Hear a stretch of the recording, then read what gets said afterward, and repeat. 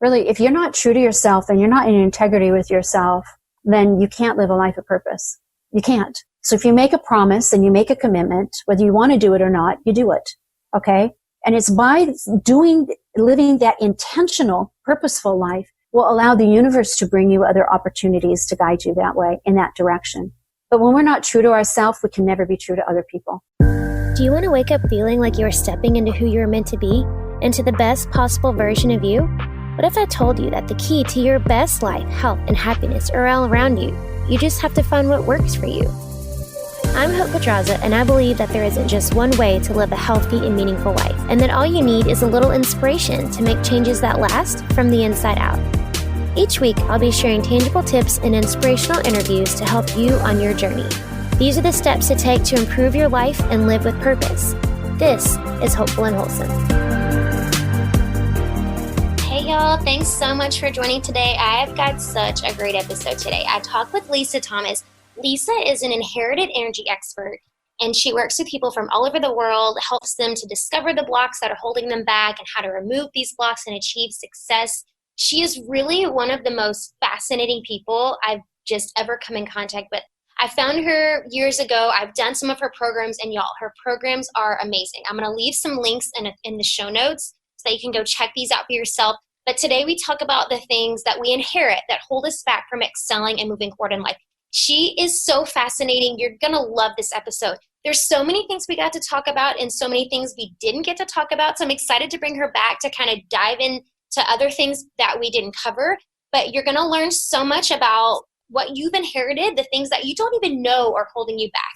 It's going to be pretty enlightening, I think. So y'all enjoy this episode. Check out the links in the show notes and check Lisa out. Y'all are going to love her. Enjoy. Okay, y'all, let's get going. I'm so excited to bring on Lisa today, and we are talking about energy blocks, how to get unstuck, letting go of fear, perfectionism, negative thoughts, all of that stuff, being able to move forward in life. So thank you so much for joining today, Lisa. Thank you. I'm excited, Hope. Yes, me too. So you are an inherited energy expert. Can you talk a little bit about what inherited energy is and how we might release the blocks that are associated with that? Okay. Two-part question. Love that. So let's start with the inherited part. This is what comes down through our lineage. It gives us our gifts and our talents, as well as our phobias, and we inherit trauma energy. So we all have our own unique DNA code that makes us, how tall we are. It gives us brown, green, or blue eyes. And those are the things that cannot change in the helix, in that. But within the DNA is how it expresses itself. And that comes and is based on the life experiences of our ancestors. So if they experienced a trauma, that can get trapped and get passed down in the cell memory of our bodies. It does not mean that everybody in the family inherits the same thing, okay? And it also doesn't mean that it will show up the same way for each person in the family, all right? And it doesn't mean that you begin experiencing these things right at birth, right? It can begin to express itself later, like when a trauma happens. And so it's just interesting to learn that we are a byproduct of our bloodline. Yeah. And over the years, I've really realized that it doesn't matter what family we landed in, okay, per se, but our bloodline as a whole is very important. And when it's released from one person, it will release from everyone. So a mother can work and release through the mother, and it'll release from the children.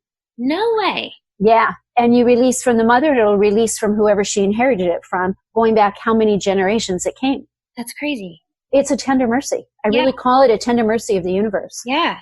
Or of God, right? It's a tender mercy. Mm-hmm. Amazing. So then what kind of blocks do we inherit from that? What kind of blocks? It can be as many as you can think of as a person experiences. So we can have a fear of failure. We can have a fear of success. We can have a fear of spiders. So they really show up in fears. It can show up in what are we procrastinating? And so a good way to think of it as an individual is to really be mindful of how you're showing up in the world, how you're showing up day to day. Be mindful of those things that keep repeating. So the perfect example is for those that maybe are single, okay? Are you attracting or are you attracted to the same individual with a different face, right? So you keep attracting in those emotionally unavailable partners, right? That is an inherited pattern. You can even have an inherited pattern of mothers and daughters not getting along. Interesting. It's fascinating. Yeah. But you have to look at yourself and be open to what keeps repeating. Do I procrastinate when I really know I should do something? So am I avoiding what's best for me? Do I have a belief that I'm not worthy of more? So they can show up in limiting beliefs, false beliefs. It can show up in blocks around money and false beliefs that you can't be spiritual and prosperous, right? Mm-hmm. So it's not, we don't just inherit things, just one drop in the bucket, right? But when you can release these things, then it allows the floodgates to open, I have found. So a lot of these things, so you mentioned the fear of success and fear of failure and money blocks, a lot of those are like hidden as other things. Like we don't know that we have those. How do we uncover those? You need a healer. You really do. And I do have a program coming out for the individual to figure it out themselves. Mm-hmm. Okay. But it's multi-layered. And the reason I say that is we can only go so deep on ourselves. Right. Because that subconscious is like, yeah, I'm good. We don't need to do anymore. And so you kind of hit that barrier. And so by having somebody else is an added bonus. But I am coming out. I love that you asked that question because I do have something coming out. All right. Yeah. And it should be out in the next couple months. Yeah. Mm-hmm. I'll put a link to it. That would be awesome. Yeah. That's perfect timing. Yeah. So what are some of the things that just to give people kind of like, scraping the surface on this, what are some things that we might tell ourselves? Because fear of success sounds absurd, right? Like why would we be afraid of succeeding? What are some things that we're telling ourselves where that would be the case? Okay. So if you have a fear of success, here are some different things that'll show up. Because you'll self-sabotage. You can have a fear of being visible. And so you're like, yeah, I can't go speak on stage because I can't do it. I can't remember my words. Like you create these stories right around why you can't do something. A fear of success can come where you've reached a certain level of success. And then you think, well, if I have more, then I'm being selfish. Again, it's a story. The other thing is we'll sabotage our success and not show up when we say we will. We'll start being late for things. We will be sick. We'll get sick. We procrastinate when we need to really turn an article in or we need to do something. Mm-hmm. Yeah. So it's a lot of it goes back to an inherited emotion called shame. And it's always inherited to begin with, always. Now, it can mean then that because of that energy, things show up in our life that are embarrassing to us. And so it like retraps, it revalidates that we're not enough. But shame is complicated. It's not an easy little word. You can have a fear of being embarrassed. So maybe then you were embarrassed when you were in the third grade and the teacher called you stupid or, they wouldn't do that now, but 20 years ago they would have. Sure. Okay. It sticks with you. Right. Yeah. So it'll come up around the fears and the actions you're not taking. Right. And speaking on emotions, you talk a lot about anxiety and overwhelm and how that it stops your progress. So what is the opposite of that? What emotions should we be turning that into to move past those blocks? You want to really focus on that you're enough. Okay. So really activating that confidence and knowing you're enough and kind of talk yourself through it. I am enough to do this, whether I believe it or not. Mm-hmm. Right. And you really want to focus on, I am empowered, even though I don't have that third degree. I literally had a client that came to me, had 2 PhDs, right? 2 PhDs and felt like, and he was a janitor, by the way. Wow. Yeah. So you talk about a lot of shame, a lot of low self-worth. Yeah.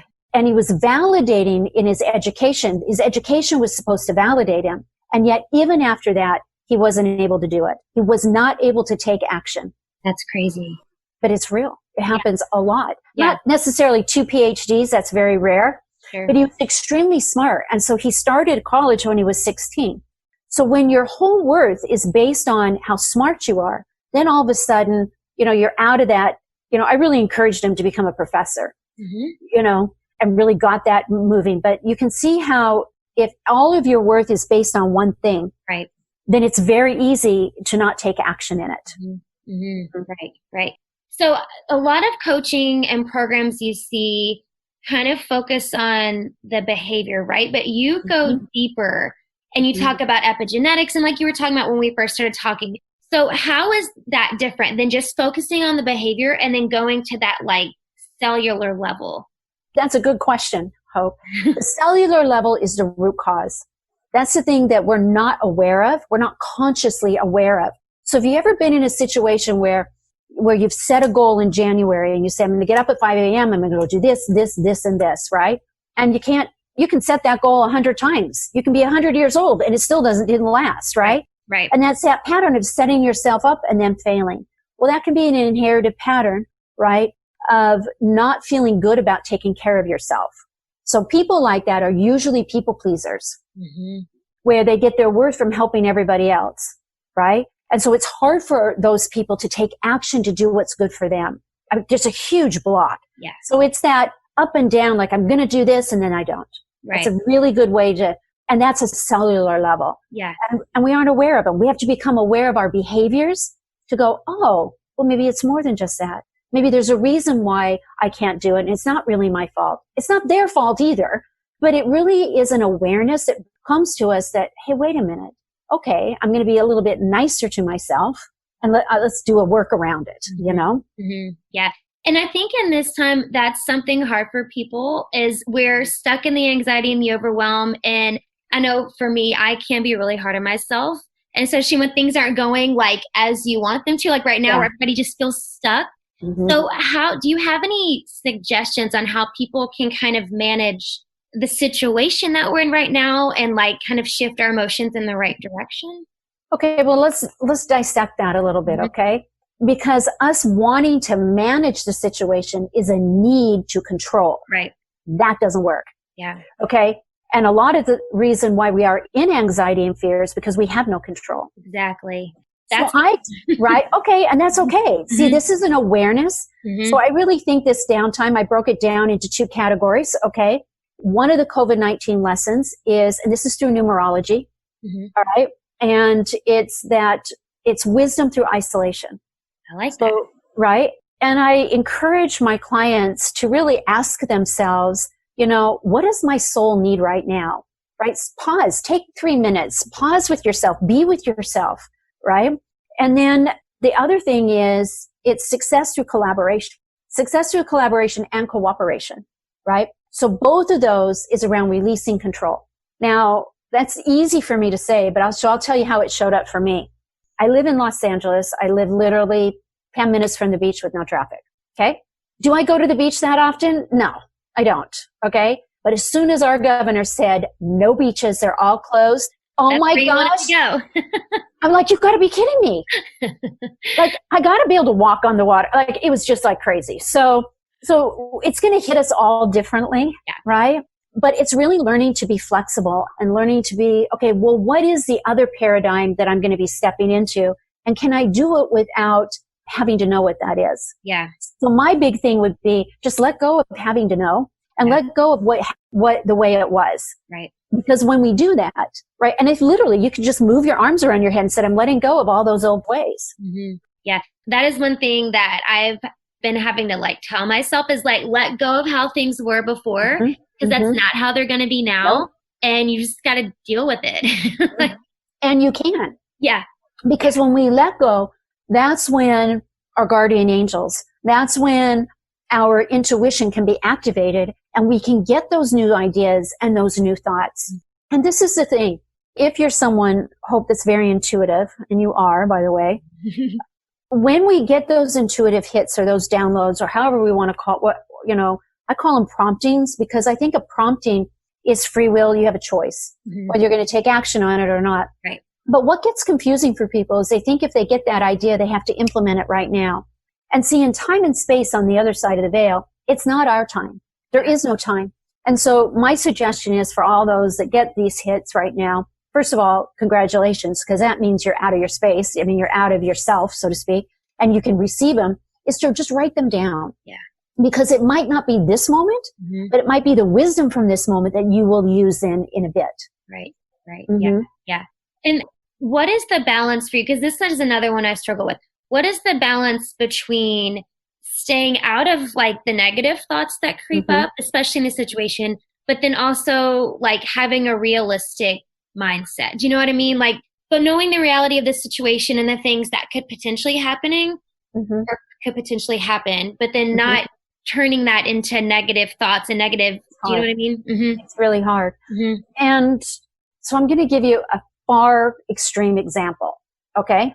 So bear with me here. All right. When we suffer from anxiety or the need to control or people please, then we have a need to take everything to the worst case scenario and then back out of it. Right. Because then we know nothing's going to catch us off guard. Mm-hmm. Okay. Mm-hmm. So with that preface, a lot of people have been very concerned, and I understand this, okay, about people dying, all right, and about losing loved ones and not being with them when they're passing, right, or not being able to do that. And my heart goes out to them. So the far extreme is this. We choose our time of birth and we choose our time of death before we ever hit planet Earth. So these people that are passing right now, it's their time, okay? And knowing that takes an element of fear, okay, around the unexpected. And then the flip side is, because I have that gift of seeing, because I've worked with the other side so much in the work that I do, is family comes to greet them.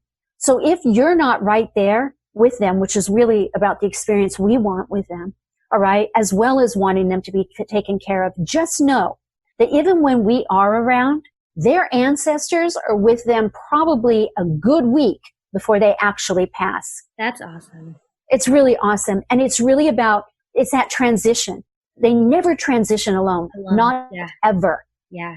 Family that they didn't even know they had, but they knew before they came, come to greet them. So nobody is going through this alone as they pass. Yeah. Mm-hmm. And speaking on that, I want to back up because you talk about work on the other side. How did you get into this? So where did this intuitiveness come from? How did you get into this field? Well, it has been a journey for me. I was born being clairaudient and clairvoyant. I have, the different Clair gifts. Did you know that when you were little? I did. Really? But it was a burden to me. I used to literally would pray to God, like, I don't want to be this way. Please take them away. Like, I felt cursed. And if you know about scripture and that puts me into this like evil thing, right? Right. Well, I didn't do anything to be born this way, right? And so it wasn't a fun experience. I must tell you that. But at the same time, it's for a purpose. So I'll give you a brief scenario. I used to have a set of guardian angels who I was really frightened as a little girl because I did see spirits and I could hear. And so going to sleep was like hard for me. Okay. Wow. And I had very supportive parents, but you have to know that they also wanted to protect me. So I wasn't mocked. Right. And since they couldn't relate, it's just something we didn't talk about. Okay. But I have had this guardian angel that would come to me at night, and she to me looked like an Indian. And so I had this fascination with Indians, okay? American Indians, like Indians. Yeah. Right? Yeah. And she would create, I call it like a vision, like a panoramic diorama, so to speak. And she would put a teepee up, and she had this little family, and then she would play music or sing me to sleep. Okay? Oh my gosh. It was amazing, right? And as I got older, I never forgot about the experience, but that presence in my life, it shifted. Okay. And for a long time, I suffered from depression for a long time. With each child, I would go into a deeper depression and I didn't understand what was happening to me. So I became a bit numb, right? Then I started getting into holistic things and really loving like really nutritious food, things like that. Okay. And I was out in my backyard one day and I was just getting vitamin D because I was very lethargic and I knew I was lacking in vitamin D. And I hear this voice. She said, "Lisa, it's me." And it was her. It was her. Oh my gosh. Yeah. That gives me goosebumps. That's right. Amazing. And so I started on this path of, okay, why am I the way I am? And I started if I was told to go learn something, I just did it. I didn't second guess. This is really important around life purpose, because what comes easiest for you is a life purpose. Yoga, nutrition. This is who you are, honey, right? Now, if you went off and tried to be a virtual assistant to everybody, you'd be really good at it, actually, but it's not a life purpose for you. Right. But we get hung up that we have to do something that isn't easy for us. Right. I never intended to have a business. Not ever, ever. I just wanted to learn like help people get better in a holistic way. That's all I wanted to do. I just wanted to help myself. Yeah. One thing led to another, and I decided to kind of work on a few clients, a few people, a few friends. Well, they kept sending people to me. And I literally realized, oh my gosh, this is what I'm supposed to do. Yeah. And then on when I decided that I was going to be more official about it, but still not a business. Okay. I was just going to give my service away. Okay. Because I could be of service. I had this gift. Well, I had to go through that trial of waking up exhausted, right? Because there was an exchange of energy there, right? That one taught me a lot. And also, this is where it was I literally got down on my knees and cried with joy, okay? Because I had ancestors coming to me during these sessions. And it was like this, I still get emotional. Like, I had this like, thank you. This is why I can help. This is what I can do. And so I had developed this method of being able to do what I do, whether I had the gift or not. Yeah. Okay? Right. But the gift allowed me to bring healing on a different level to a client where an ancestor might be saying, I'm sorry, right? Or they've got some message or guardian angel wants me to tell them something. Then I'm now working on all sorts of levels in helping my clients. That was a long story. But no, it was great. Yeah. You have a story that needs to be shared. That's amazing. Because I listen a lot to Gabby Bernstein, and she talks about, your spirit guides and your guardian angels and stuff too. Do you have any way to really tune into that, or is it something that just kind of happens? It happens as you practice. Okay. So I do certify people in what I do. Do you really? I do. And I started doing that because I just realized that there are people like me that felt like they have this something more in the world to do, but they didn't know how to do it. So if I could teach them what I do, then they could develop these gifts on their own too, as you do it. But as you begin to trust what you're doing, whatever, it's decision making, right? Now I'm clairaudient, so I hear them, right? But if somebody didn't hear them, okay, then you would want to be looking at the signs around you. Okay, ancestors, this is really funny. You'll like this. Somebody said, my mother comes to me in a hummingbird. Let's rephrase this, right? Your mother is not in the hummingbird, but your mother brings the hummingbird for you to recognize that she is around. Gotcha. Okay? Yeah. But they do bring animals to us to remind us of who they are, that they're around you. So pay attention to those that come around and then pause and say, do I feel you? And oftentimes that feeling will be a goosebump feeling. It can be that feeling of love, right? Well, they're probably right next to you, putting their arms around you. Yeah. I love that. That's awesome. Tell me where people can find more about because you have a lot of really incredible programs that you offer. You can go to my website, Lisa Thomas Energy Healing. Okay, I'll put links to that. And and I do have I like to ask this question to everyone. And you just kind of talked about your purpose and your life's purpose, or what is the most important thing they can do to live with purpose? Be true to yourself. Really, if you're not true to yourself and you're not in integrity with yourself, then you can't live a life of purpose. You can't. So if you make a promise and you make a commitment, whether you want to do it or not, you do it. Okay? And it's by living that intentional, purposeful life will allow the universe to bring you other opportunities to guide you that way, in that direction. But when we're not true to ourselves, we can never be true to other people. Yeah. And how do we find that truth? Through experience, like through your daily actions, right? If you tell your kids you're going to take them for a walk, take them for a walk. Yeah. Right? Don't say, oh, I'm so sorry, we'll do it tomorrow. Right. That's what I mean. Like, it's in everything that you do. Yeah. You tell your mom you're going to call her, right? Be considerate and also learn to self-regulate. We have to regulate who we are. If we need a timeout, take the time out. Say, hey, everybody, even if it's going to the bathroom, right? Go lock yourself in the bathroom. Right. The tub for an hour, right? Yeah. But we have to regulate, because when we get into the victim mode that life is making us crazy, we can't live a purposeful life. Right. Yeah. Is that what you mean? Does that answer your question? Sure. It totally does. That's great advice. Yeah. No, for sure. Thank you. And thank you, Lisa. Thank you for taking time out of your day and sharing. This is such enlightening wisdom. I love it. So I know everyone else is going to love it too. So thank you. You're very welcome. Thanks for listening to Hopeful and Wholesome, y'all. If you found value in this week's episode, please subscribe on iTunes or wherever you get your podcasts and leave a review to let me know what you thought. I love to know what you find useful in these episodes so I know how I can provide the most value I can to my listeners. And if you have topics that you want to know more about, I'd love to hear those as well. So shoot me a message on Instagram, Facebook, or LinkedIn. It's @TheHopePedraza, or visit my website, hopefulandwholesome.com. Thanks, y'all.